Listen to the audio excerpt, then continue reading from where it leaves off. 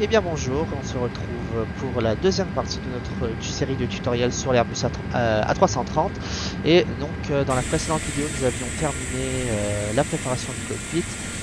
Dans cette partie-ci nous allons nous attaquer à la mise en route, le repoussage et la mise en route des moteurs jusqu'au roulage. Première chose, l'avion est prêt, on va pouvoir fermer la porte du cockpit, venir ici sur notre tablette, fermer la porte. Pardon.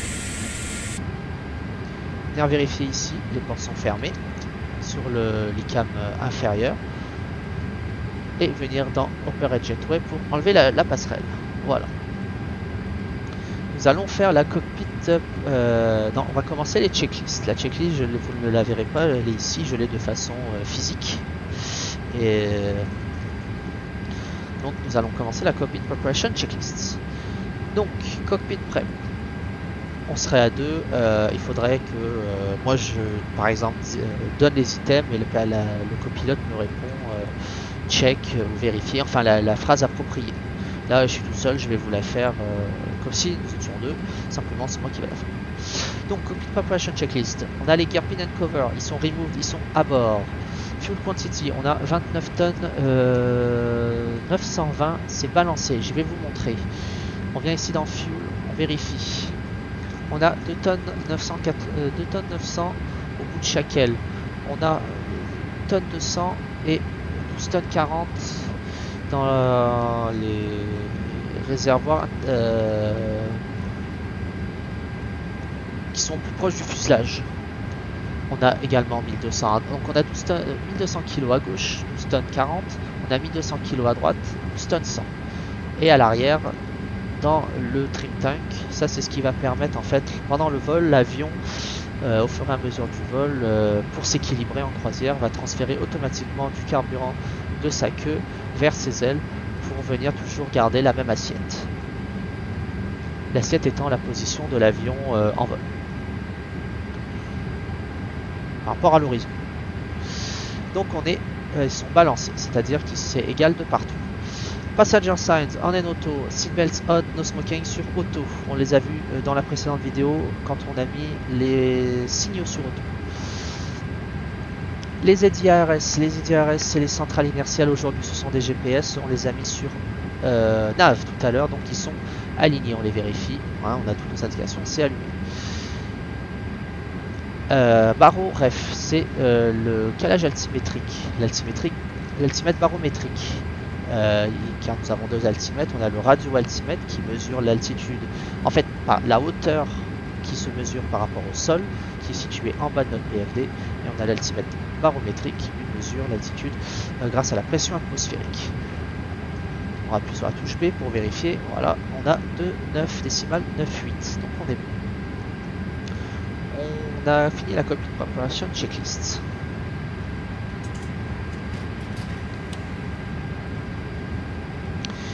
On va maintenant demander l'autorisation de repousser avant de faire la before start checklist. Donc on a rentré dans la précédente vidéo la fréquence du sol et là nous allons appeler la tour pour demander le repoussage. Voilà. La tour, pardon, le sol. Ground, good morning, Delta 794 Heavy, Gate Alpha 34, request push and start, information Tango.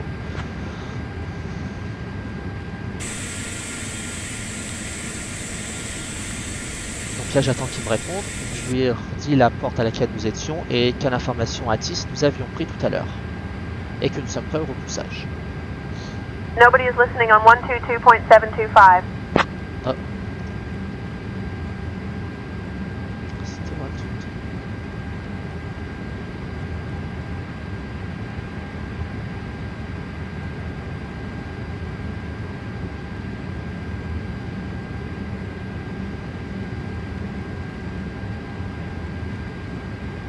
Ah, 132.725.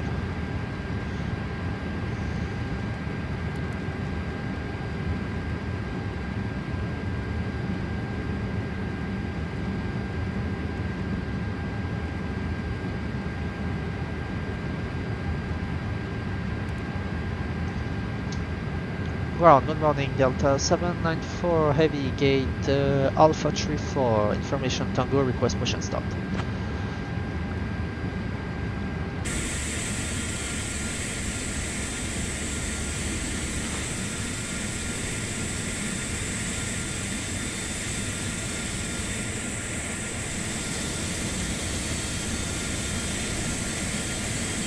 Delta 794, push and start approved, tail northeast. Push and start approved, tail northeast, Delta 794. Donc on a été autorisé au repoussage, la queue de l'avion vers le nord-est. On continue avec la Before Start checklist. Donc, front parking brake. On vérifie, c'est écrit par brake 7, on l'a vu, on l'a vérifié tout à l'heure. Take off speeds and thrust. On les lit ici. Donc V1 125, VR 134, V2 138, flex température 55. Et le copilote revérifierait sur son ordinateur de bord 125, 134, 138, 55. Les deux doivent avoir la même chose. Windows and doors. Windows, les fenêtres du cockpit. Doors, les portes de l'avion. Closed and locked, sont fermées et verrouillées. Le beacon, la lumière située ici, qui indique au personnel au sol que l'avion va devenir dangereux, soit parce qu'il va démarrer ses moteurs, soit parce qu'il va bouger, il va être tracté par exemple. On le met sur on. Les thrust levers, les manettes des gaz pour démarrer les moteurs doivent être sur idle. Donc on vérifie que c'est bien sur idle. Et la Before Start checklist est terminée. On peut dire à GS6 que nous sommes prêts à repousser.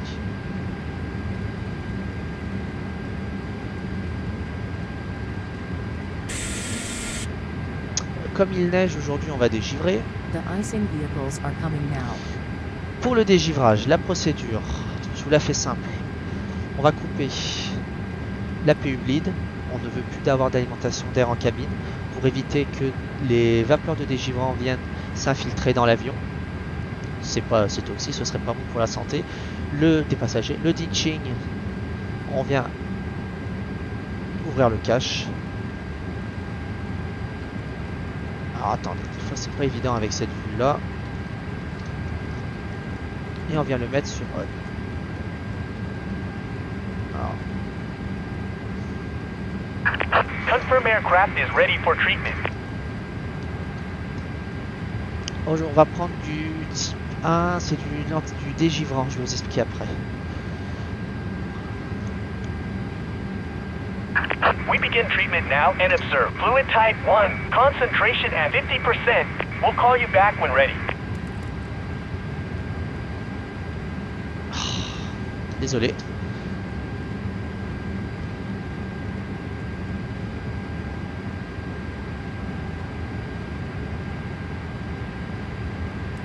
Voilà, le ditching on le met sur on. Le ditching en fait ça fait quoi? C'est qu'il va fermer, c'est pour les amérissages. Le ditching en fait il va fermer toutes les petites trappes, toutes les valves pour rendre l'avion le plus étanche possible. Et bien quand on va pour un amérissage, et bien quand on veut dégivrer c'est la même chose, on veut rendre l'avion le plus étanche possible. Et on attend.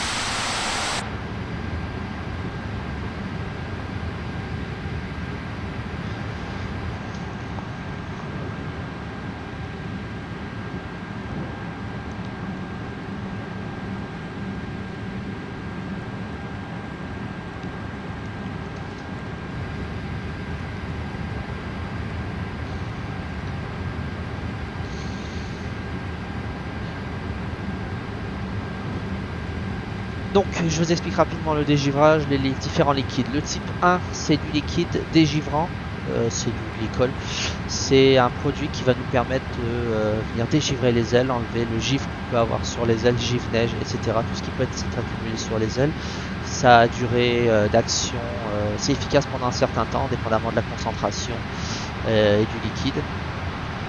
Et le type 4, aujourd'hui les deux principaux utilisés, le type 4 c'est du anti-givrant. Et lui il va venir se mettre pour empêcher la formation de givre sur les ailes qui alourdissent l'avion et modifient les surfaces aérodynamiques. La surface portante, pardon. De l'aile et de la queue. Voilà. Donc on vient les enlever. C'est pareil, hein, le Team 4 a une durée d'action limitée, dépendamment de la précipitation, de l'intensité de précipitation ainsi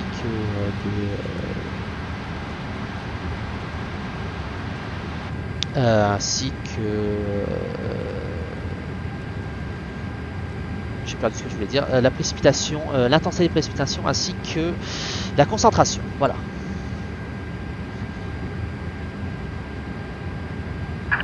De-icing and anti-icing completed. Anti-icing coded. Fluid type 1. Concentration at 50%.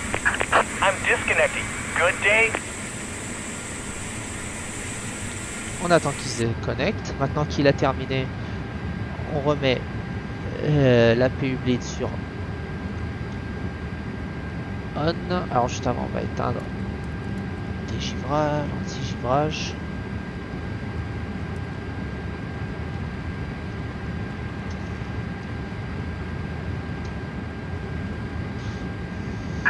Due to icing conditions, please stand by for engine start until push completed and brakes set. Release parking brakes.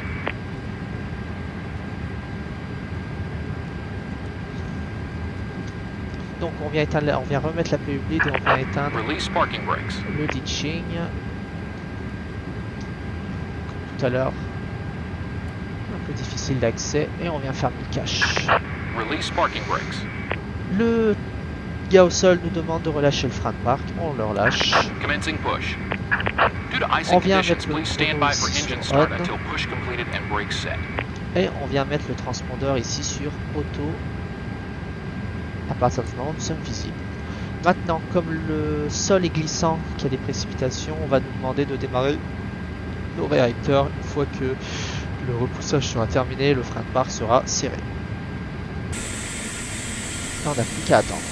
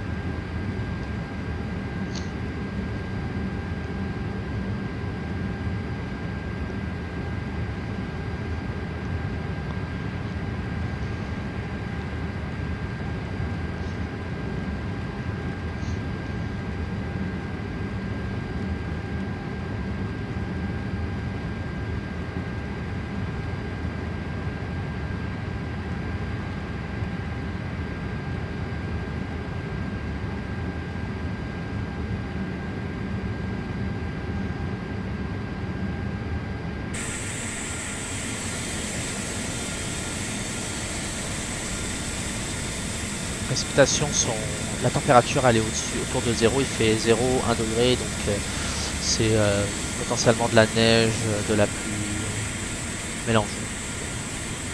C'est pour ça qu'il est important de dégivrer.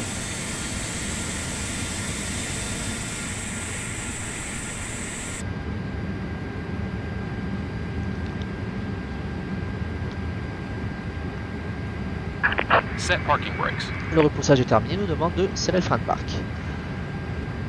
Le frein de parc est serré. Je vous l'ai montré tout à l'heure où le frein de parc se situait. Je vous le rappelle, il se situe ici. De cette façon, il est serré. De cette façon, il est relâché. Bah là, il est toujours serré parce qu'en fait, sur mon frein de parc physique que j'ai à la maison, il est en position serrée. On va venir démarrer les moteurs. 3.30, on démarre le moteur 1 en premier, le moteur 2 ensuite. L'engine mode selector sur Start. Et on met le numéro 1 d'abord. On appuie sur le starter du moteur, on va dire. J'arrive pas à trouver le terme, on met sur on et le moteur il démarre. Pourquoi on démarre le moteur 1 en premier? C'est simple, c'est parce que c'est le moteur qui alimente le circuit hydraulique bleu, qui lui-même alimente le circuit principal pour les freins. En hydraulique bien sûr. Et on attend.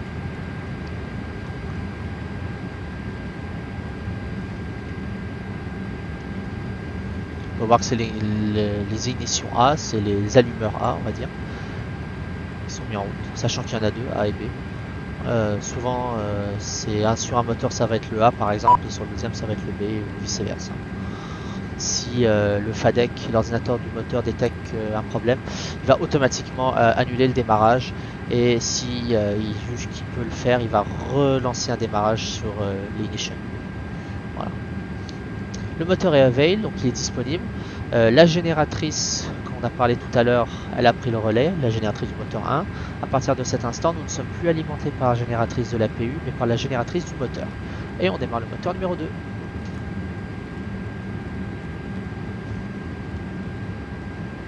Même opération. Là je l'ai fait chez moi physiquement, mais ici c'est pareil, hein. On prend l'engine master, puis on le met sur start, qui va rester d'ailleurs pendant tout le temps. Même chose ici, on surveille. C'est l'ignition A aussi, vous voyez. C'est les ordinateurs des moteurs qui contrôlent. Nous on n'a pas vraiment la main là-dessus. À part en cas d'urgence où on aurait moyen d'y accéder, mais là ça c'est sur le panneau supérieur. Vous voyez ce que j'ai fait? Electric External Power. Je suis parti avec mes External Power, typiquement, la grosse bêtise. J'ai oublié de le déconnecter. Vous voyez, tout à l'heure je l'ai raté, même s'il était écrit, je l'ai raté. Je le déconnecte ici. Ça va, on peut encore le faire. Et je le déconnecte ici, mais vous voyez typiquement, j'ai pas vérifié, du coup je suis parti avec l'external power. Heureusement il me le dit sur mon handicap, ce qui fait que je n'ai pas décollé avec. Les deux moteurs sont démarrés, on remet l'engine mode selector ici sur normal, voilà. Et on dit à GSX qu'on a terminé le démarrage. Ici. Cockpit to ground. We have a good engine start. You can disconnect. Après démarrage des moteurs, APU bleed sur off, APU master sur off. La séquence sera à l'inverse. Il va couper l'APU en premier et ensuite fermer la porte de l'APU. Nous on a juste à appuyer ici sur le master et la séquence se fait automatiquement. Lui il va se couper de lui-même. L'auto-break, le freinage automatique sur décollage. En gros, si on arrête le décollage, l'avion va freiner automatiquement et on va s'arrêter avant la fin de la piste si on procède à un arrêt décollage avant V1. On met les volets en position 2 comme nous l'avons vu tout à l'heure, on arme nos aérofreins. Même chose si on arrête le décollage, quand on va réduire la puissance, mettre les inverseurs de poussée, les aérofreins vont se lever automatiquement. Voilà. Left is clear. Right is clear. Sur l'Airbus A330, quand on démarre le moteur numéro 2, automatiquement le trim se règle. Nous on vient juste vérifier qu'il est bien sur up 4.6. Là c'est le cas. Des fois il y a des petits décalages, mais il faut juste tout simplement rajuster et puis tout est bon. Statut ici. On vérifie que c'est sur normal, qu'on n'a pas de problème spécifique. Et on attend tout simplement que le tracteur s'est déconnecté, que le tracteur s'en aille.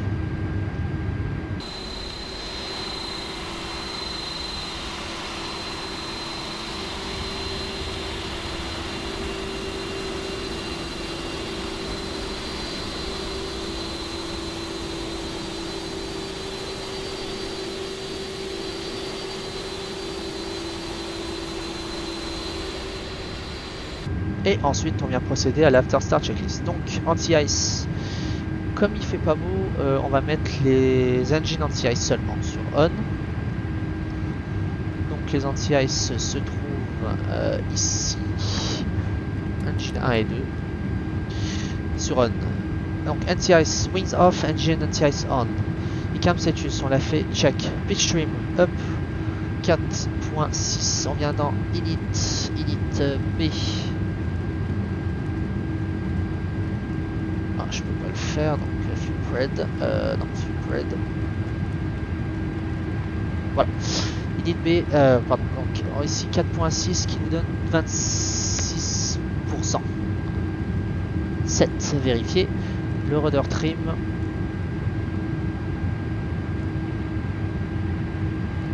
Voilà. Le rudder trim ici doit être sur neutral, sur 0. Je vous le montre. Le rudder trim se situe ici. Qui doit être sur 0. After start checklist, c'est terminé. Maintenant, je vais demander le roulage.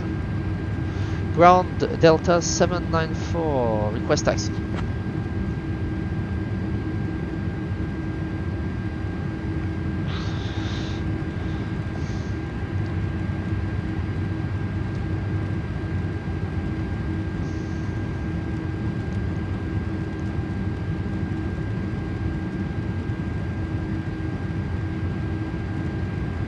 Delta 794, taxi to runway 3 left via Uniform 9er. Uniform Foxtrot Mike 1. Contact tower on 135.0 when ready for departure.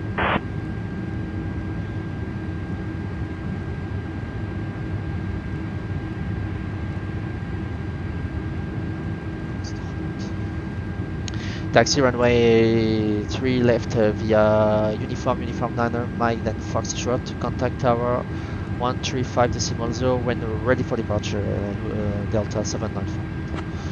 Donc, il nous a donné la fréquence tour 135.0, 135.0, donc on vient le rentrer ici.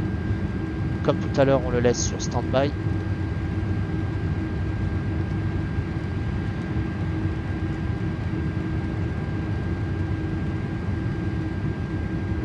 Et on n'aura plus qu'à rouler.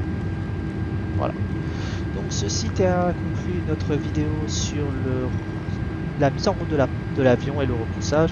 Et on se retrouve dans la prochaine vidéo pour le roulage.